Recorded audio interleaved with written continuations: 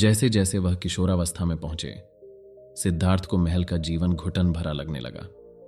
इसलिए उन्होंने शहर की सीमाओं से बाहर भ्रमण करना शुरू कर दिया, ताकि यह देख सकें कि बाहर का जीवन कैसा है। उनके साथ हमेशा चन्ना, उनके वफादार सेवक और कभी कभी उनके दोस्त या भाई भी होते थे। चन्ना सिद्धार्थ की घोड़ागाड़ी के लिए जिम्मेदार थे और वह और सिद्धार्थ बारी बारी से लगाम थामे रहते थे। चूंकि सिद्धार्थ ने कभी चाबुक का इस्तेमाल नहीं किया, इसलिए चन्ना ने भी नहीं किया। सिद्धार्थ ने शाक्य साम्राज्य के हर कोने का दौरा किया, उत्तर में हिमालय पर्वत की ऊबड़ खाबड़ तलहटी से लेकर विशाल दक्षिणी मैदानों तक। राजधानी कपिलवत्थु निचले इलाकों के सबसे समृद्ध, सबसे अधिक आबादी वाले क्षेत्र में स्थित थी। कोसल और मगध के पड़ोसी राज्यों की तुलना में शाक्य काफी छोटा था, लेकिन क्षेत्रफल की कमी के कारण यह अपने आदर्श स्थान पर पूरी तरह से भर गया। रोहिणी और बाणगंगा नदियां जो ऊंचे इलाकों से शुरू होती हैं, इसके समृद्ध मैदानों को सींचने के लिए नीचे बहती हैं। वे दक्षिण की ओर बढ़ती हैं और गंगा में मिलने से पहले हिरण्यवती नदी में मिल जाती हैं। सिद्धार्थ को बाणगंगा के किनारे बैठकर पानी को बहते हुए देखना बहुत पसंद था। स्थानीय ग्रामीणों का मानना था कि बाणगंगा का पानी व्यक्ति के वर्तमान और पिछले जन्मों के बुरे कर्मों को धो सकता है, और इसलिए वे अक्सर पानी में डूब जाते थे, यहां तक कि लगभग 0 तापमान पर भी।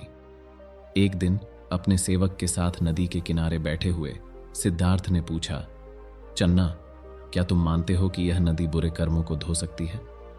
हाँ महाराज, ऐसा होना चाहिए, अन्यथा इतने सारे लोग यहां नहाने क्यों आते? सिद्धार्थ मुस्कुराए। तो फिर झींगा, मछली और सीप जो अपना पूरा जीवन इस पानी में बिताते हैं, वे सभी में सबसे शुद्ध और सबसे पुण्य प्राणी होने चाहिए। चन्ना ने उत्तर दिया, ठीक है, कम से कम मैं यह तो कह सकता हूं कि इस नदी में नहाने से व्यक्ति के शरीर से गंदगी और धूल धुल जाएगी। सिद्धार्थ हंसे और चन्ना के कंधे पर थपथपाया। इससे मैं निश्चित रूप से सहमत हूं। दूसरे दिन जब वह महल लौट रहा था, सिद्धार्थ को एक छोटे से गरीब गांव में यशोधरा को देखकर आश्चर्य हुआ, जहां उसकी एक नौकरानी गांव के बच्चों की देखभाल कर रही थी, जो आंखों की बीमारी, इन्फ्लुएंजा, त्वचा संबंधी विकार और अन्य बीमारियों से पीड़ित थे। यशोधरा ने साधारण कपड़े पहने थे, फिर भी वह एक देवी की तरह लग रही थी जो गरीबों के बीच प्रकट हुई थी। सिद्धार्थ को यह देखकर बहुत दुख हुआ कि एक राजसी परिवार की बेटी ने अपनी सुख सुविधा को किनारे रखकर बेसहारा लोगों की देखभाल की। उसने उनकी संक्रमित आंखों और त्वचा को धोया, दवाइयां दी और उनके गंदे कपड़े धोए। राजकुमारी, आप यह काम कब से कर रही हैं? सिद्धार्थ ने पूछा। आपको यहां देखकर बहुत अच्छा लगा। एक छोटी लड़की की बांह धोते हुए यशोधरा ने ऊपर देखा। लगभग 2 साल से महाराज, लेकिन यह केवल दूसरी बार है जब मैं इस गांव में आई हूं। मैं अक्सर यहां रुकती हूं। बच्चे मुझे अच्छी तरह से जानते हैं। आपके काम से आपको बहुत संतुष्टि मिलती होगी राजकुमारी। यशोधरा बिना जवाब दिए मुस्कुराई। वह झुककर लड़की की बांह धोने लगी। उस दिन सिद्धार्थ को यशोधरा से लंबे समय तक बात करने का मौका मिला। उसे यह जानकर आश्चर्य हुआ कि उसके विचार उसके विचारों से मिलते जुलते थे। यशोधरा अपनी पत्नी के कमरे में रहकर परंपरा का पालन करने से संतुष्ट नहीं थी। उसने भी वेदों का अध्ययन किया था और समाज के अन्याय का गुप्त रूप से विरोध किया था। और सिद्धार्थ की तरह वह एक धनी राजसी परिवार की विशेषाधिकार प्राप्त सदस्य होने से वास्तव में खुश नहीं थी। वह दरबारियों और यहां तक कि ब्राह्मणों के बीच सत्ता संघर्ष से घृणा करती थी। वह जानती थी कि एक महिला के रूप में वह महान सामाजिक परिवर्तन नहीं ला सकती, इसलिए उसने दान पुण्य के माध्यम से अपने विश्वासों को व्यक्त करने के तरीके खोजे। उसे उम्मीद थी कि उसके दोस्त उसके उदाहरण के माध्यम से इसका मूल्य समझेंगे। यशोधरा को बेसहारा बच्चे की देखभाल करते देखकर सिद्धार्थ बहुत प्रभावित हुआ। जिस दिन से उसने उसे पहली बार देखा था, सिद्धार्थ को यशोधरा के प्रति एक विशेष लगाव महसूस हुआ था। अब वह खुद को उसके द्वारा बोले गए हर शब्द की ओर आकर्षित पाता था। उसके पिता ने इच्छा व्यक्त की थी कि वह जल्दी से जल्दी शादी कर ले। शायद यशोधरा सही महिला थी। संगीत और खेलकूद समारोहों के दौरान सिद्धार्थ की मुलाकात कई आकर्षक युवतियों से हुई थी, लेकिन यशोधरा न केवल सबसे सुंदर थी, बल्कि वह ऐसी थी जिसके साथ वह सहज और संतुष्ट महसूस करता था। एक दिन रानी गौतमी ने राजधानी की सभी युवतियों के लिए एक स्वागत समारोह आयोजित करने का फैसला किया। उसने यशोधरा की मां पमिता से तैयारियों में मदद करने को कहा। कपिलवत्थु की युवतियों को आमंत्रित किया गया था और प्रत्येक को बढ़िया आभूषण भेंट किए जाने थे। रानी पमिता ने सुझाव दिया कि सिद्धार्थ स्वयं प्रत्येक उपहार प्रस्तुत करें, ठीक उसी तरह जैसे यशोधरा ने मार्शल आर्ट प्रतियोगिता में भाग लेने वाले मेहमानों का स्वागत किया था।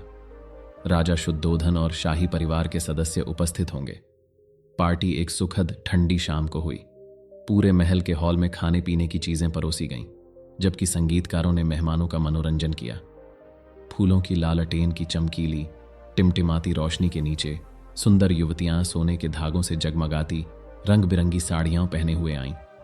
एक एक करके वे महल के सामने से गुजरीं। राजा और रानी सहित शाही गणमान्य व्यक्ति, राजसी पोशाक पहने सिद्धार्थ लगभग 1000 युवतियों को उपहार देने के लिए मोतियों के हार और सोने और कीमती रत्नों से सजी एक मेज के पीछे बाईं ओर खड़े थे।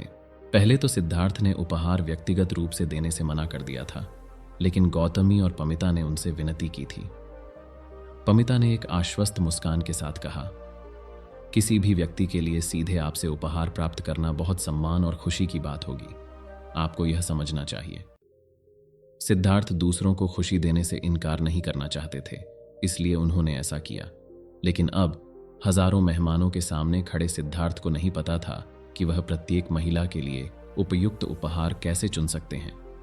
सिद्धार्थ के पास आने से पहले हर युवती सभी मेहमानों के सामने से गुजरी।